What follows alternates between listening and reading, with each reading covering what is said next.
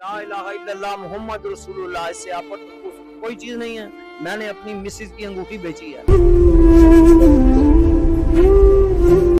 और उसके बावजूद मैं बिल नहीं जमा करा सका, क्योंकि वो 22,000 की बिकी। मैंने जैसे पहले ही कहा था आप लोगों को, मैंने व्लॉग बनाया है कि ये बिल एक कातिल है।